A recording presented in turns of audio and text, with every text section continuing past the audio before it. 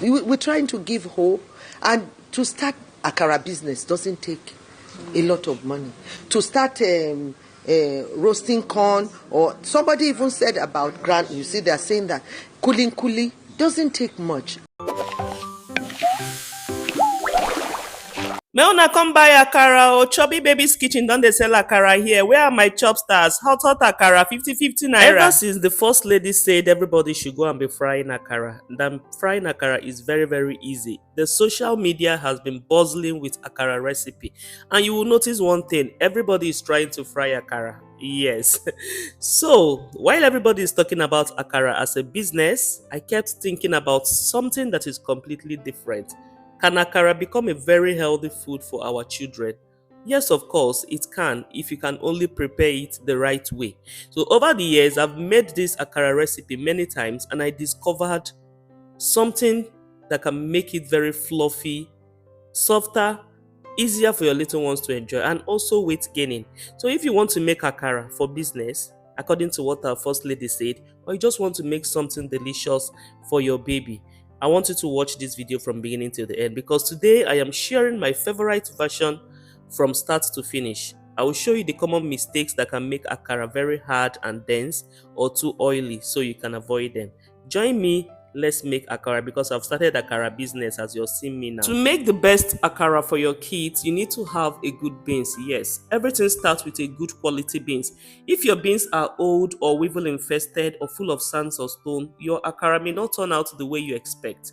So make sure you have a good beans first of all, then proceed to pick out the stones, dirt or anything that may be harmful in the beans. So don't rush that step.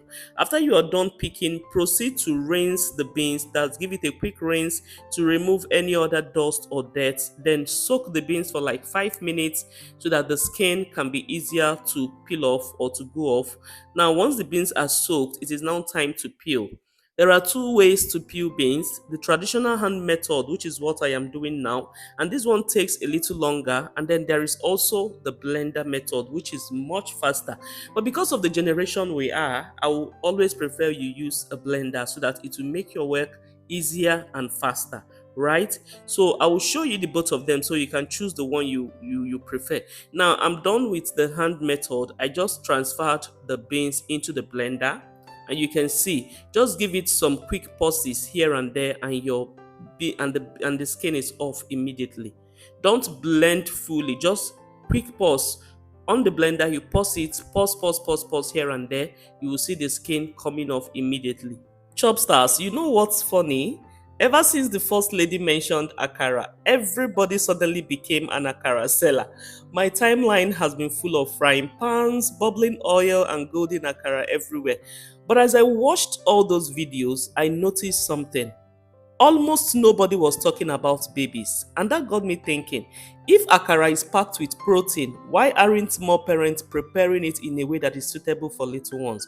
So I went back to one of my favorite recipes, the one I love to make when I want Akara that is soft on the inside and crispy on the outside, very gentle for babies to hold. And trust me, before this video ends, I will show you one step that completely changes the texture of Akara. And if you make your Akara this way, your children will love it so much, and as in it will become a regular snack. Now, after we are done blending, you can see that the skin of the beans came out very easily. Very, very easily. Look at that. So all you need to do is to wash off the skin of the beans. We don't need it anymore. So you have to do the washing a couple of times to get the beans very clean. You have to do it very well to make sure that the skins are off. Chop stars, have you ever stopped to wonder why we remove the skin from beans before making Akara? Most of us grew up watching our mothers and grandmothers do it this way, so we never questioned it. We just assumed that is how Akara is made. But now let me tell you why the skin is often removed. Removing most of the bean skin helps to create a smoother batter. It helps you to get a very smooth batter. That smoother batter helps to trap in air more easily when you are whisking your akara, which is one of the reasons akara becomes very lighter and fluffier instead of heavy and dense. And it also make your akara to come out white in color. Imagine leaving all those skin on, you're going to have a very dark akara. So that's just the simple reason. Now, after removing the skin, you're going to add enough water to cover the beans, and you're going to soak the beans for 10 minutes to soften. Now, after soaking the beans for 10 minutes, this is what we have. Please don't worry if you don't get every single skin off the beans. So the goal is to remove most of the skin while keeping as much of the beans as possible. Now, once you are done with everything, soaking and removing the skin and all of that, you are now ready to proceed to the next step.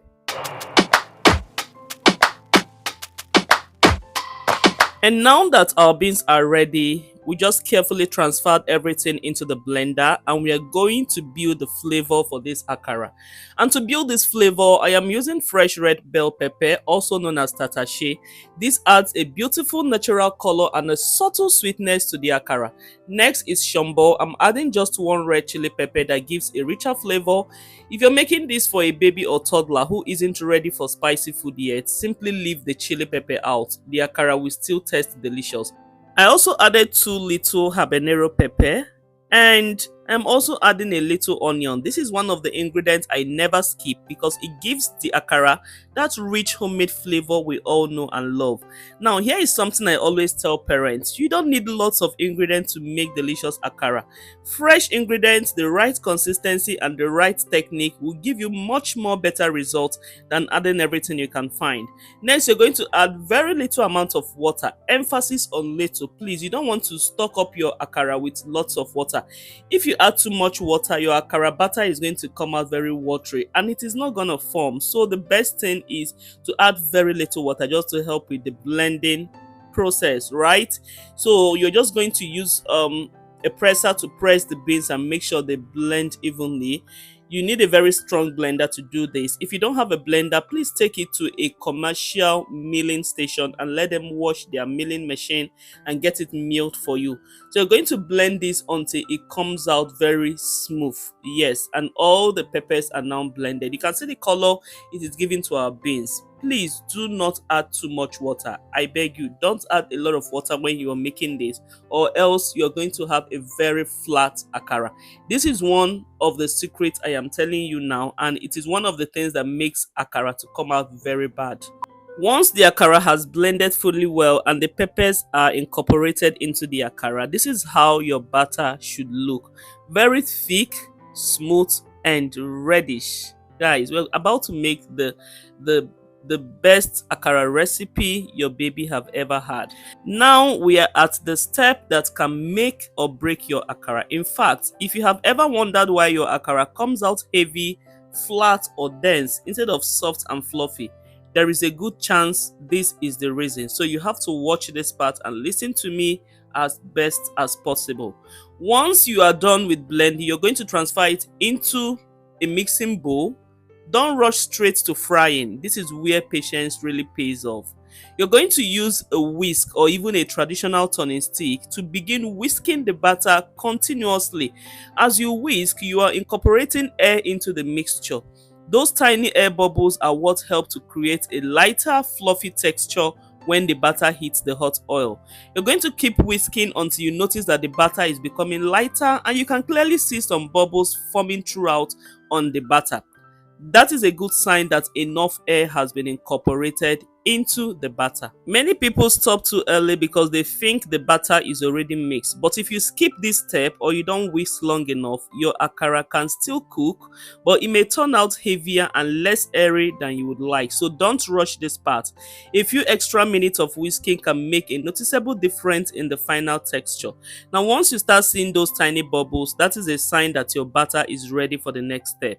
And now we have reached the step I have been teasing throughout this video. Here is my little twist. I am adding an egg. Now, before anyone says egg doesn't belong in akara, hear me out.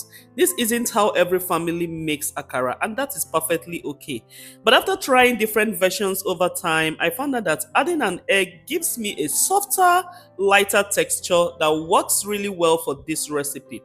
Eggs also add high quality protein along with other nutrients like choline, which plays an important role in normal brain development during early childhood. And that is one reason many families include egg as part of a balanced diet for growing children. Once the egg is added, whisk it into the batter until everything is fully combined. Please take note of the texture. You can see that it is becoming fluffier. Also go ahead and add a little salt into the batter. Now, if your baby haven't started taking salt, please skip this particular part and use just natural seasoning. If you don't know how to make natural seasoning, I have a video on my playlist where I taught how to make natural seasoning for babies, which is very healthy and natural. So you can just add that instead of the salt to give it a very good taste. And now we're going to move over to the part I love so much, the frying part. And so Chopstars, I know you are enjoying this video greatly. If you have watched up to this part, thank you so much. Please do well to like the video.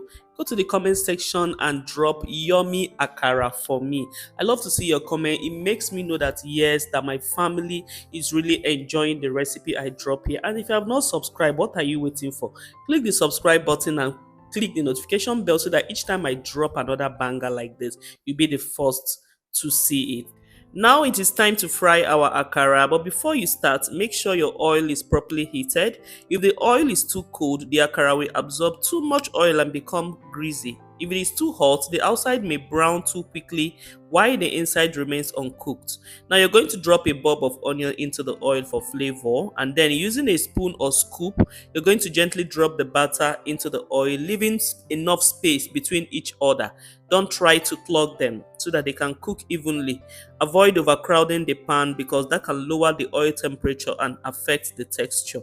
Now, as the akara fries, you notice that it gradually starts puffing off and turning a beautiful golden brown. That is exactly what we are looking for. Now, once the bottom is nicely brown, gently turn each piece so that both sides cook evenly. Chopstars, can you see that gorgeous golden color? This is a reward for taking your time with the earlier steps, especially whisking the batter properly. Now, when both sides are beautifully crisp and cooked through, remove the akara and place it on a plate that is lined with paper towels to absorb any excess oil. Just look at that beauty. Now you're going to go in with the second batch. Repeat the process until all the batter has been fried in the hot oil. Please make sure you are frying this on a medium heat to ensure that your akara cooks very well. A lot of people love to rush things. Now when you rush this particular step, you're going to come out with an akara that is not well fried inside. So make sure you are frying on a low heat so that you can be able to achieve that fluffy brown golden akara. Or is it brown golden or golden brown, right? Yeah, golden brown akara. So just look at that. It is crispy on the outside, soft and fluffy in the inside. This is exactly the texture we are aiming for from the very beginning. If you're a mom and you're looking for a healthy snack that you can quickly prepare for your kids to go to school with, this is a perfect option. And it also helps with weight gain, yeah, because of the egg. You can decide to do 1 or 2 eggs depending on how fluffy you want your akara to come out. Now, this is very, very interesting. Do you know that we can also add sardine? If you want me to give you a video of sardine akara, just let me know and I will drop it. Chopstars, look at this beauty. Look at how enticing this is. Trust me, this is delicious. You really want to have a bite. Now, this is exactly why every step we took was worth it. Just look at how beautifully golden this akara is. Crispy on the outside, soft and fluffy on the inside. This is exactly the texture we wanted from the beginning. If you have been struggling to make soft akara at home, I hope these little tips I shared today help you get even better results. I would love to know, Chopstars, have you ever tried adding egg to your akara, or do you prefer the traditional recipe? Let me know in the comments. If you enjoyed today's recipe and you would like more healthy baby-friendly meals, don't forget to subscribe to Chubby Babies Kitchen. Thank you so much for watching, and I will see you in the next video.